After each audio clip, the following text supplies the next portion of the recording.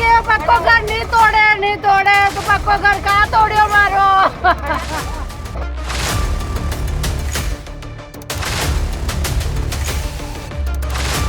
Mummy अपन किराए में रहने के उससे बिहार हो गए। मेरा न सब पोटला मार दी रही था, न घर में सामान बन दिया तो को बढ़िया।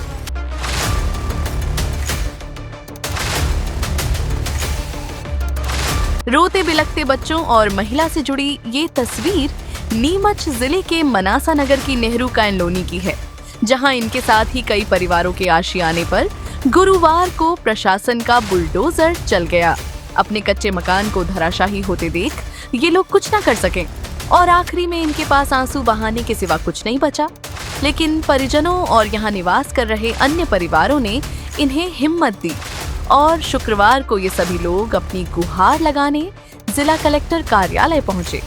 दरअसल मनासा की नेहरू कॉलोनी के पीछे मौजूद झुग्गी बस्ती में लंबे समय से झोपड़ियां बनाकर कई परिवार अपना जीवन यापन कर रहे हैं।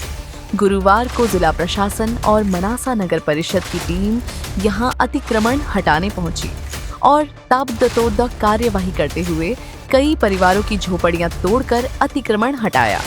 साथ ही इन्हीं में से कुछ परिवारों को सोमवार तक समय अतिक्रमण हटाने का दिया गया, जिसके बाद शुक्रवार को झुग्गी बस्ती के सभी रहवासी एकत्रित होकर कलेक्टर कार्यालय पहुंचे और यहां डिप्टी कलेक्टर पराग जैन को ज्ञापन देते हुए मांग की गई कि हम कई वर्षों से वहां निवास करते हैं, बिना सूचना दिए हमारी झोपड़ियां तोड़ दी गई, जिससे हमें नुकसान हुआ है।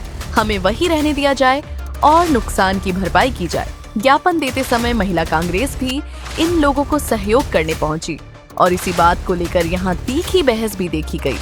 लेकिन बस्ती के रहवासियों ने साफ तौर पर कहा कि हम किसी राजनीतिक पार्टी के बैनर तले झापन देने नहीं पहुंचे।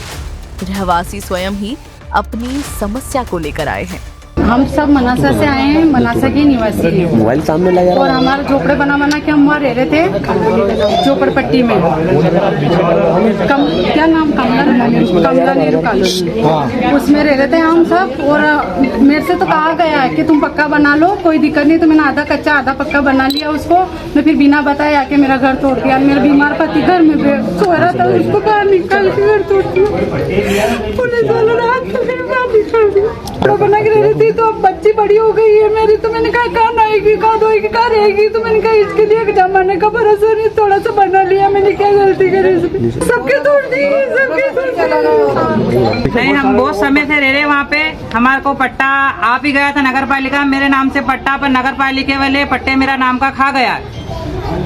क्या मालूम डिस्पीस करके पट्टा मेरे नाम का दूसरी तरफ दे दिया। और रामपाल ने मेरे से पैसे भी लिए 10,000 रुपए, न अभी तक कोई भी सुनवाई नहीं करी। अब आता है हमारे घर की तरफ चक्कर लगाता है, आता जाता रहता है, बोलता है कि हम तुम्हारे लिए पट्टा बना दिया, देंगे।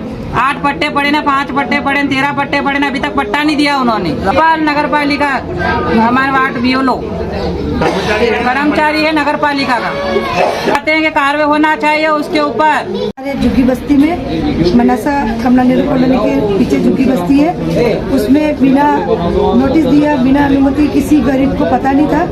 और एकदम पुलिस प्रशासन वगैरह सब आए ने अचानक सभी गरीबों का मकान तोड़ दिया। किसी के कच्चे थे तो किसी के पक्के थे, किसी में उसमें कोई बीमार सो रहे थे, किसी के राशन पड़े थे, मजदूरी करने गए थे तो सारा खाने पीने का राशन भी गिरा दिए। और सारे जो बुजुर्ग बीमार पड़े थे उनको 4-5 हरिजन को लगा के उसको बाहर फेंकवा दिए।